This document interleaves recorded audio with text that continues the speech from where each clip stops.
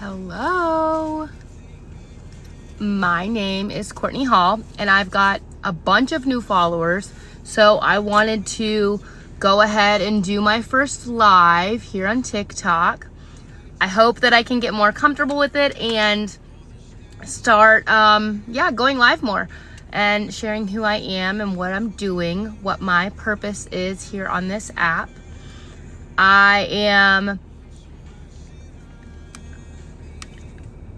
Let's see.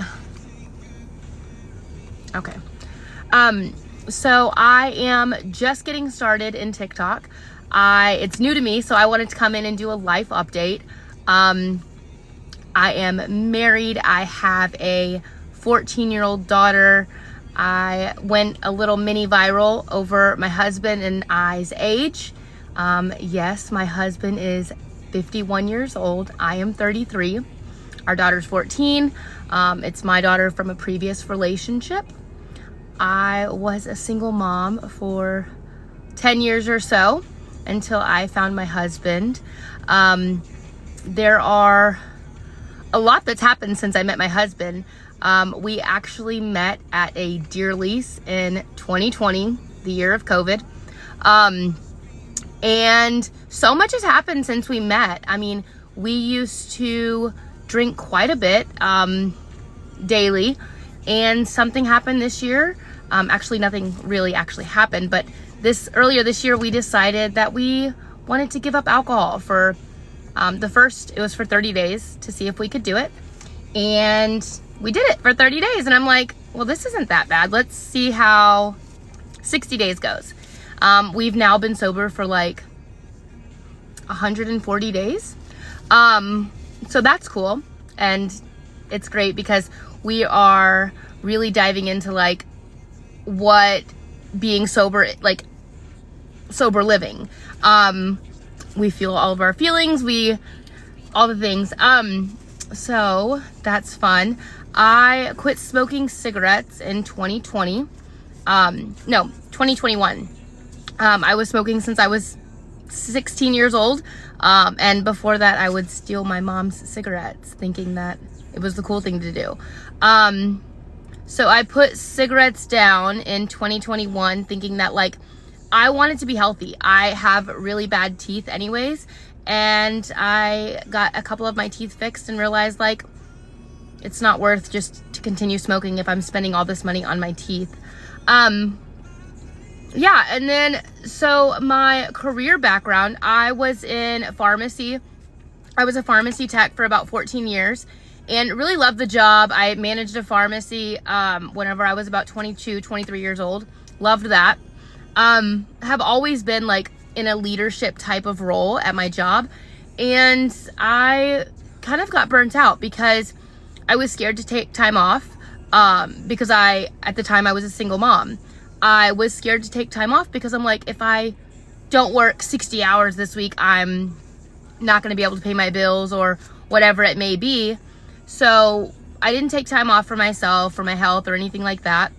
And then at the end of 2022, I made the decision to move into clinical research. Loved that job. It's actually a whole like, I feel like it's like a secret world, the world of pharmaceutical research. But it was kind of on the same path as like pharmacy and research and stuff. And so at the middle to the end of last year, I did the same thing, 50, 60 hour work weeks, didn't have time for my family, didn't have time for, my daughter's volleyball games, was late to things. I was driving an hour to an hour and a half into work and then home every day. And I got super burnt out. And, scrolling on the apps and stuff, I found a girl who she claimed to be making all of this money on the internet. And I'm like, well, I know that since COVID happened, like things have changed and stuff. So I started doing more research about like what is online marketing and stuff. And one course led to another. I fell in love with the idea of me being able to do anything I put my mind to. I started walking to get healthy, I decided that like I was going to live to be happy. I didn't want to live to be burnt out at a job. I didn't want to, I just didn't want to keep living in this rat race. So husband and I started walking together. I've lost like 60 pounds. He's lost, at this point, he's lost like 60, 70 pounds himself. And like, just knowing that we can do that naturally is mind blowing. Knowing that I quit smoking cigarettes when so many people try for years or a lifetime and just can't give it up. And now I'm realizing like my willpower is like through the roof. I don't know like what specific point in my life I became so resilient, but I do know that like my willpower is outrageous. Anyhow, so I've never been on live before, so I don't really know what's going on this. Let's see. Anyhow, so I don't even remember where I was at. This is me being like me.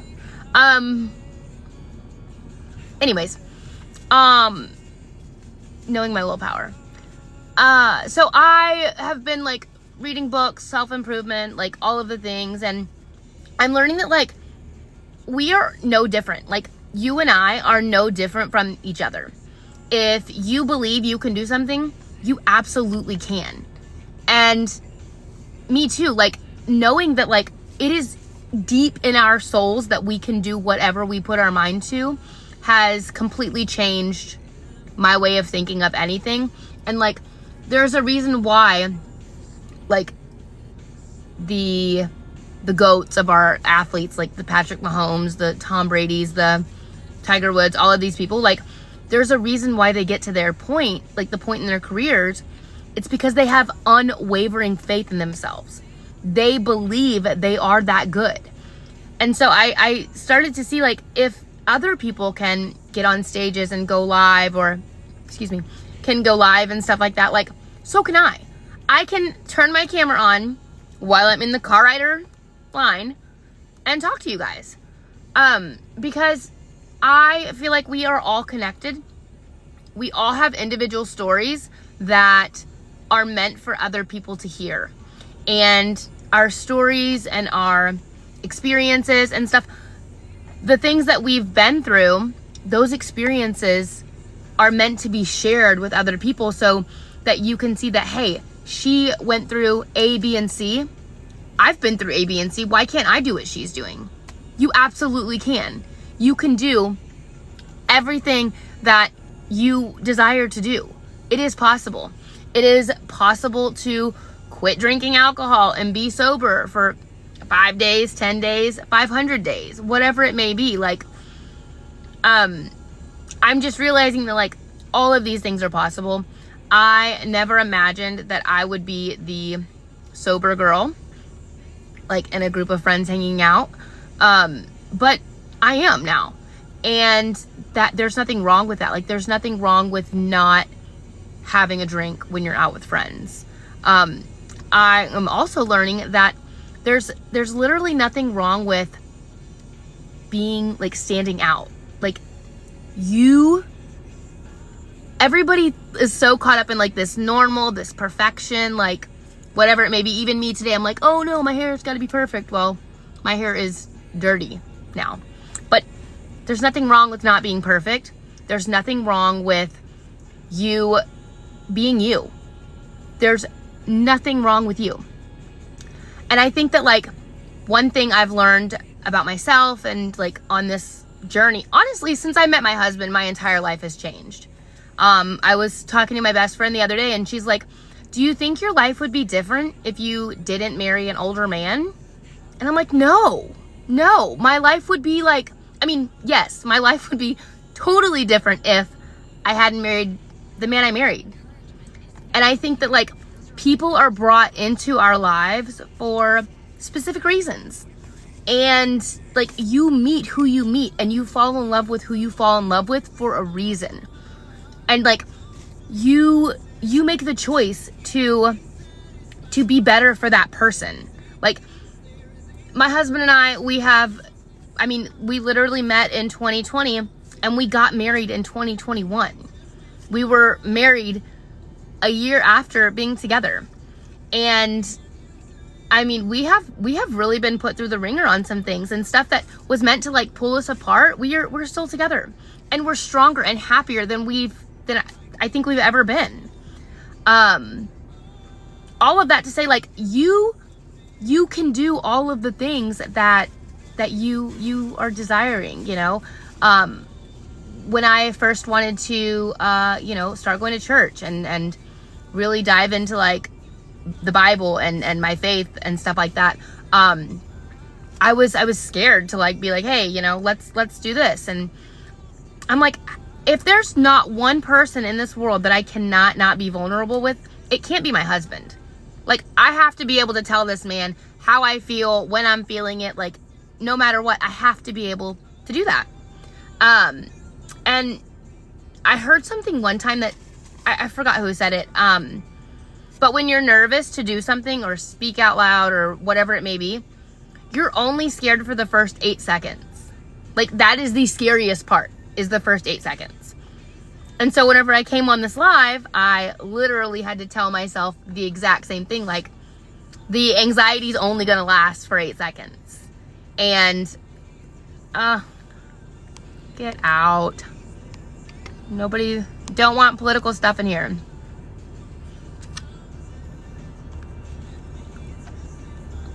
Let's see.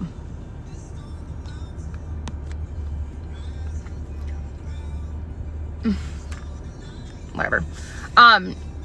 Anyway, so I forgot where I was at again because I have bleh, brain. You know, life is life. Life be lifing sometimes. And you just have to have enough faith and enough belief in yourself that no matter what, it's going to be okay. And like, you have to believe that. You can't just be like all the time like negative about everything. Like, oh, well, this happened to me, so, you know, I can't do anything great with my life because, you know, whatever happened to you. That's not true. Everything that has happened to you you should try to turn into strength. Everything. And when you start to see that the things that have happened against you that are bad, like, those things can build you into a resilient person. And when you become more resilient and you strive and you try to grow, and one thing I heard this morning that and I might have even posted it earlier, that what you're not changing, you're choosing. And that's exactly where I was 12 months ago. I was choosing to be burnt out. I was choosing to be just at the dead end road. Like, I was choosing to stay on this hamster wheel. And that's when I found myself listening to self-help books on the way home from work. Like, I think the first self-help book I read was Case Kenny's That's Bold of You. Because I left work in tears one day because I can be a little dramatic. And the girls were making fun of me. Like, oh my God, Courtney's over here, ha ha ha ha ha.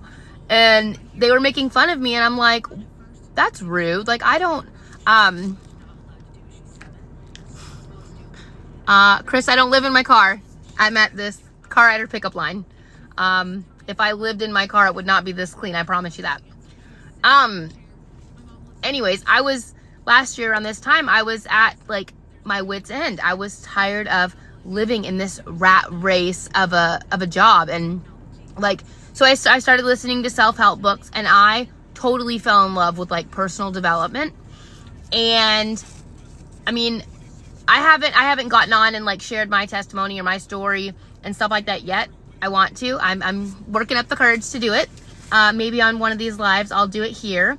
But you know, I've been through a lot in my life too, and I haven't let it stop me. I actually love change. Like, even though I like to say I'm a creature of habit, I actually really, really enjoy change. And going off of that, for the last 101 days I have worked out consistently every day. And that's empowering. Like, who doesn't want to better themselves every day? And for some people, it is actually terrifying to better yourself. Like, it is actually terrifying to believe that you can do better for yourself. And it doesn't take huge, like these huge moments. Like, you can do little steps here and there that are making you a better person. And your relationships, your health, your family, your work, all of these things can get better, but you have to believe that they're going to get better. And you have to be willing to do the work to get better. I mean, honestly. So to kind of piggyback off of that, I fell in love with self-help and the personal development and stuff. And I'm like, wow, maybe this is what I'm supposed to do, like, for the rest of my life, is to write. And I started writing a book about healing and how, like, healed people heal people. Hurt people hurt people. All day, every day. I don't care who you are. I've been the hurt person hurting people.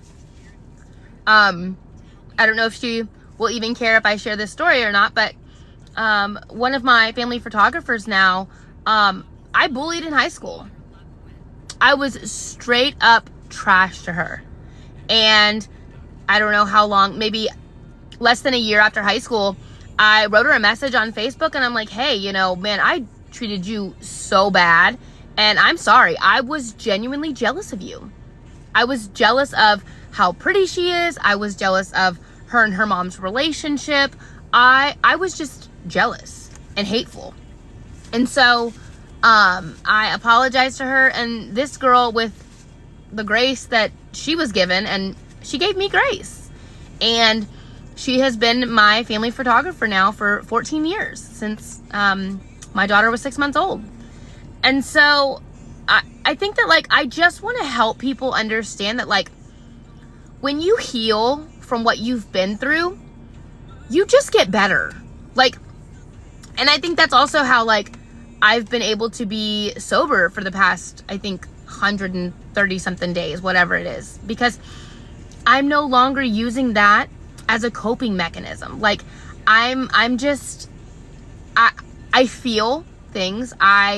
When I get into an argument with a family member, or I'm going through it, you know, I feel all of those things. And instead of letting it be something that tears me down, I use it as, like, what can I do? Like, I can't control the situation, but I can control how I react to it. And so, I think that, like, knowing that I can control what I believe, my thoughts, and I can control, like, all of that stuff, it's been a game changer. I mean, honestly, like, I'm getting dry mouth. Anyways, it's been a game changer believing that I can control, you know, what I think. And one of the other things that I've learned is, like, not to let your thoughts control you, to control your thoughts. A lot of people, oh, thank you for the heart or the glitter badge. I appreciate that. Thank you, Nellie. Learning that, like, your brain doesn't, like, your thoughts don't have to control you. Like, those thoughts pop up all the time. I heard something at church my pastor said the other day. He's like, you ever thought about, like, you're going over a really tall bridge and, like, what happens if I just jerk the wheel off the bridge, you know? You don't actually do it, but it's an intrusive thought that comes up, and you don't have to listen to that thought. Like, oh yeah, I'm just gonna, you know, drive off. Same as anxiety. Same as, like, so many other things. Like, you don't have to believe the thoughts that pop up in your head. That's a choice. And so I think that, like, one thing I would like to leave today is, like, just know that, like, you're worth it. Totally worth it. I mean, I can see you guys coming in and popping out and stuff, but, like, every single one of you is worth it. whatever you believe in your heart of hearts is true. If you think you can, you're right. And if you think you can't, you're right. But I know that you can. Because if I can sit here on this live for the past 20 minutes playing with this piece of paper that's keeping my anxiety at bay, you can too. And if I can be a single mom for 10 years plus, and not let that bitterness and, you know, all of that affect me in my life as I move forward, you know, you can too. If, I was going to say, if you want to be the best NBA player or, you know, NFL, do it. Go after it. Why not? You want to write screenplay or become the next Picasso or Van Gogh? Do it. Nothing is stopping you. So much of our time is spent thinking we can't do something, but the reality is we can. We can. You want to write books about parenting? Moms, go right ahead. You know, dads, you want to teach your sons how to be the best ball player there is? Go do that. Go. You know, write the book. Do it. Nobody's stopping you. I think so many people live their life scared of that. Oh, thank you. So many people live their life scared. And it is scary, but so is staying the same. You know, it's hard going to the gym, but it's hard being overweight. It's hard, you know, going to the grocery store and meal prepping or just cooking a meal at home. But it's also hard to have congestive heart failure because you've eaten McDonald's every day for the past 15 years. It's hard. The time is going to pass regardless. If you go to the gym, if you don't go to the gym, the time's going to pass regardless. And one thing I learned whenever I started like working out and stuff, like you can do anything for 30 minutes a day. I mean, some of you have been sitting on this live with me for 22 minutes. You can do anything for 30 minutes a day. I promise. Let's see. So, I mean, you can do anything. Anything. What else was I gonna say today? Do y'all have any questions for me? Since this is my first live and I'm getting acclimated to it, guys. I'm learning. I am trying to figure out what I can do to help other people. Creating a Facebook group today for to teach other people how to get started. What I have started to do, and I think that like I want to help people. I want to help people reach their goals. I mean, I'm learning myself, but I am taking the steps one day at a time to just keep moving forward. You know, I think it's really important that we support each other and we continue to just love each other. Like in a world that's already hard to do things, like everything is hard. Everything is hard. But if we can love on each other and encourage each other, we get the fulfillment in our hearts that is so worth it. So worth it. Thank you for all the hearts. I appreciate it. Thank you. Let's see. Somebody's trying to reach her goal of 1,000. Girl, I don't even know how my video went viral. I was really just talking about my husband being older than me, and that video's got like 2.1 million views. Like, what? How did that happen? Yeah, I was, and the comedian actually liked the post, and she commented on it too. I was like, who am I? Okay.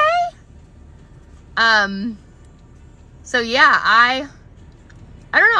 I'm learning to navigate this. This is all new to me. I will say that, like, if you are looking to build confidence, or I've got a busy mom's like checklist and a confidence checklist to like help you gain confidence in whatever it is you're doing. I took the confidence challenge, and I will just say it took me back to a time in my life where I actually felt like I wasn't enough. I think I was like 5 or 6, and it basically gives you like this visualization and a guided visualization. And I went and sat and did all the things, and it took me back to a time in my childhood whenever I was 5 or 6 years old, and was meeting up with my biological dad, and I remember like interacting with him, and I remember him saying something that was like super hurtful, and it just like it crushed me, totally crushed me. And I think that's like where my insecurity came from and started from. And then as I got older, I was seeking approval from men, and I ended up getting into these domestic violent relationships when I was 18 years old with my daughter's biological father. I got into this relationship that was absolutely unhealthy. If you ask anybody around, they will tell you without a shadow of a doubt that him and I were just like oil and water, just not good at all. And so we ended up obviously it ended really bad. I ended up getting a protective order from him, and 2 weeks after we split up, a week before we went to court, I found out I was pregnant. And I didn't tell anybody I was pregnant until after the protective order was signed, because I was terrified that he would hurt me if he found out I was pregnant. And so I waited, I got the protective order signed, and then I told friends and family and stuff that I was pregnant. And, you know, he couldn't believe it. But again, him and I weren't able to have contact. And you know, I feel like going through a domestic violent relationship at such a young age, when my brain isn't even developed, I don't understand what love is. I have all of these like anxieties and stuff and insecurities. Definitely tore me down. And as I raised my daughter, within the first year of right after her first birthday, I met another guy, got into a relationship with him. That relationship didn't really turn violent until like year 2, maybe it was year 3. But I mean, the red flags were there, you know, like he was doing things he shouldn't have been doing, and I was okay with it. And I would leave my daughter with my parents for, you know, a week, and then I'd go pick her up on the weekends. And, you know, I was an absent mom for a while in my life, in my daughter's life. And I chose a guy over her. And as hard as that is to say, like, that is my story. That is, I don't know what's flying around in here. It's probably dry shampoo. Anyways, I was an absent mom in my daughter's life for a couple of years. And like I said, as hard as that is to say, that's my story. That's literally how my life has transgressed. And it took several years to build that relationship and that bond back with her. It wasn't easy by any means, but I did, and we are better than ever.